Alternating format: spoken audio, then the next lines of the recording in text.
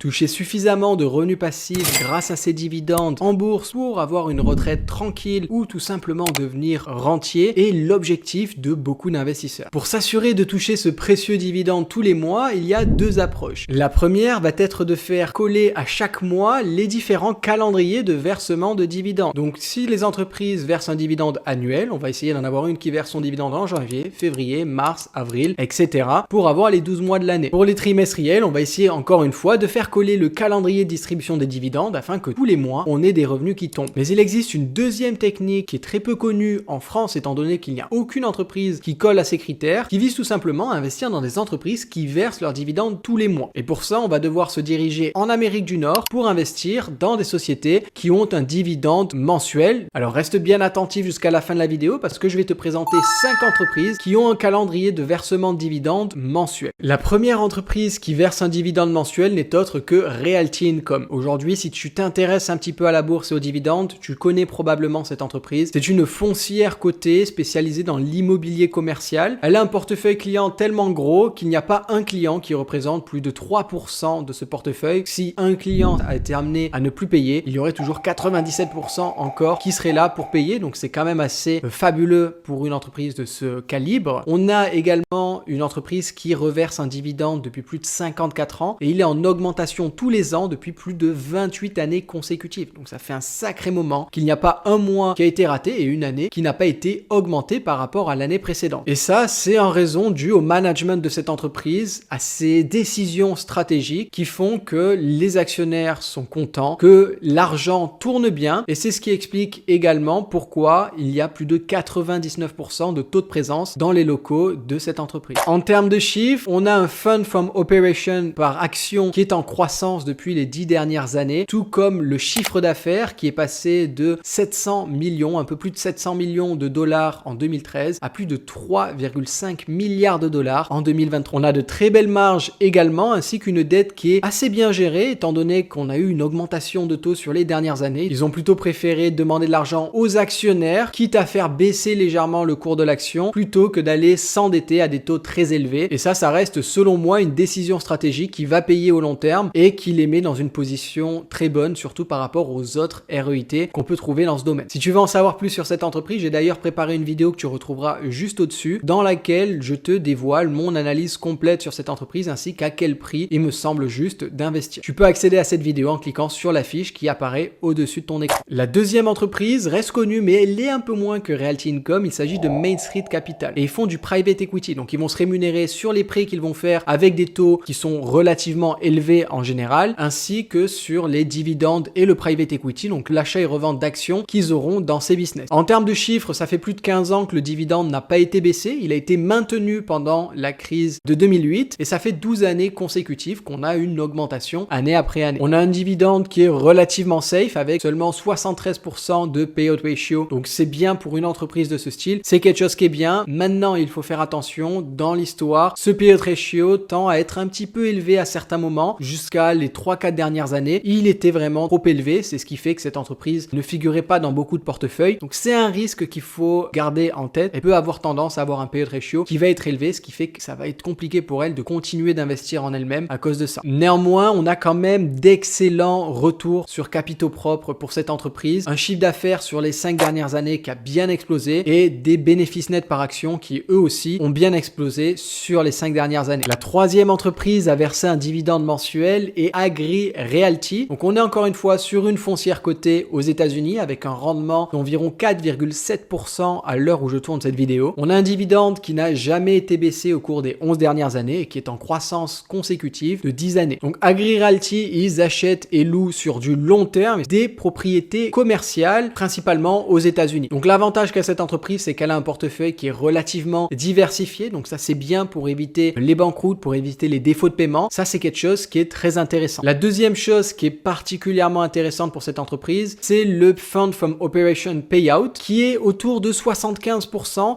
et qui est très flat. C'est-à-dire que depuis 10 ans, c'est très flat, ça baisse légèrement, mais on n'a pas une énorme croissance de ça. Et ça veut dire que l'entreprise gère bien et que le dividende est relativement safe, ou du moins sur ces 10 dernières années, il s'avère être très safe. Quand on regarde également le Fund from Operation par action, eh bien, il est en croissance sur les 10 dernières années, tout comme le chiffre d'affaires de l'entreprise. On a une entreprise qui, globalement, est bien gérée. La seule chose qui va m'inquiéter un petit peu, enfin, il y en a deux. C'est la première, c'est l'historique. Ok, on n'a pas un énorme historique de dividendes et ça, je suis pas très fan. Et la seconde chose, c'est que les marges opérationnelles de l'entreprise semblent baisser année après année. Et ça, c'est un point qu'il faudrait un petit peu rechercher en plus, élucider. Alors, on reste quand même sur des marges très intéressantes. C'est juste que c'est en légère baisse et ça, je suis pas très fan. Alors, les deux dernières entreprises que je vais te présenter, je veux que tu te mettes bien en tête que ce ne sont pas des conseils d'investissement. D'ailleurs, les trois premières sont pas des conseils en investissement non plus. Et je veux que tu gardes en tête qu'elles peuvent apparaître spéculatives. Ok, les trois premières pour moi étaient pas de top qualité, mais dans les entreprises à dividendes mensuels, pour moi, c'est les trois meilleures. Maintenant, les deux suivantes sont relativement bonnes. Ok, pour moi, ça, ce sont les 5 meilleures, mais sont d'une qualité qui est bien plus inférieure aux trois qu'on a vues juste avant. Donc, fais bien attention, celles-ci peuvent apparaître très spéculatives.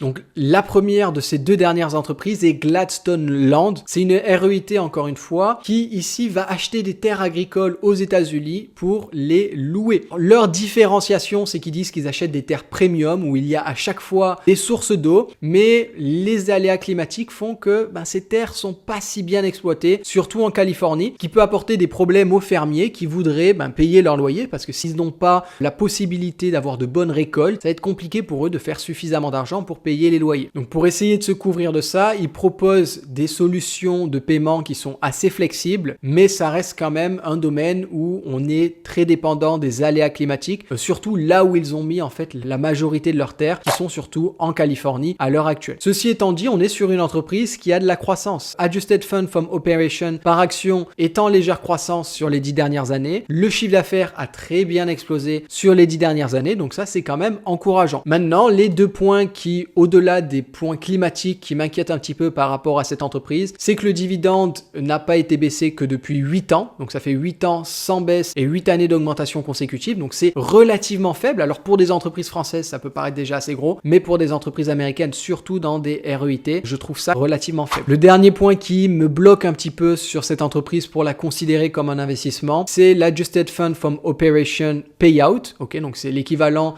du payout ratio, mais pour les REIT. Eh bien là, il est supérieur à 80-90%. Je trouve que ça commence à faire élevé. C'est-à-dire qu'ils n'ont pas énormément de marge de manœuvre pour payer leurs dividendes. Ce qui fait qu'à tout moment, si on a vraiment une très mauvaise année, une grosse sécheresse ou de mauvaises récoltes ou que les fermiers ne peuvent plus payer les loyers, ça risque de tomber très rapidement et de faire chuter le dividende. Alors c'est une REIT, donc elle est dans l'obligation de reverser des dividendes aux actionnaires. Mais s'il y a moins d'argent, nous ce qu'on veut c'est des dividendes qui augmentent année après année. Donc là c'est quelque chose qui peut être compliqué avec cette entreprise, fait qu'elle n'a pas beaucoup de marge de manœuvre. La cinquième et dernière entreprise que je vais te présenter est Ryokan. Donc c'est une entreprise qui développe des centres commerciaux au Canada. On est encore une fois sur une REIT. Le rendement est de 5,8% à l'heure où je tourne cette vidéo. Et cette entreprise, je la mets plus ou moins ex aequo avec Gladstone que je t'ai présenté juste avant en termes de sécurité du dividende et de tes revenus passifs. Ce que j'apprécie, c'est qu'on a un historique de dividende qui est quand même assez long. Maintenant, il a baissé il y a 1 an ou 2. Donc on n'a qu'un an sans baisse et d'augmentation consécutive, ce qui est relativement faible. Deux autres points qui me chagrinent un petit peu sur cette entreprise, c'est que le chiffre d'affaires n'est pas vraiment en croissance, on a quelque chose de très flat. Idem pour le Fund from Operation par action,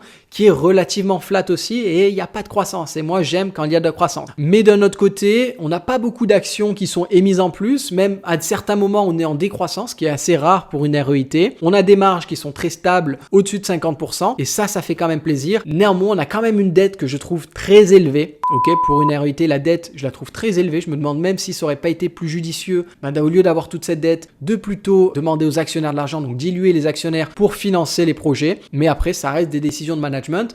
C'est, comme je te l'ai dit, cette entreprise fait partie des entreprises qui sont de un peu moins bonne qualité par rapport aux 3 premières, mais c'est selon moi, les 5 que je t'ai présentées, celles qui sont le meilleur pour avoir un dividende mensuel. C'est tout pour cette vidéo. Pense à récupérer en lien dans la description la liste de 43 entreprises qui il me semble sous-évalué et qui verse un dividende depuis plus de 20 ans. Tu peux y accéder gratuitement via le lien qui se trouve dans la description de cette vidéo. Si cette vidéo t'a plu, pense à lâcher un pouce bleu. Dis-moi en commentaire ce que tu penses des entreprises à dividende mensuel. Personnellement, je trouve que ça reste quand même un peu compliqué d'investir dans une entreprise à dividende mensuel, parce que à part Realty Income et éventuellement Main Street Capital, je trouve que les autres sont quand même pas terribles en termes de qualité et n'apportent pas un dividende qui soit suffisamment safe pour y investir et se dire qu'on va vraiment toucher ces revenus passifs tous les mois. Donc dis-moi ton avis en commentaire, ça m'intéresse et ouvrons les débats. Pense également à t'abonner en activant la petite cloche pour ne rien rater des prochaines vidéos. Je te dis à très vite pour une prochaine vidéo.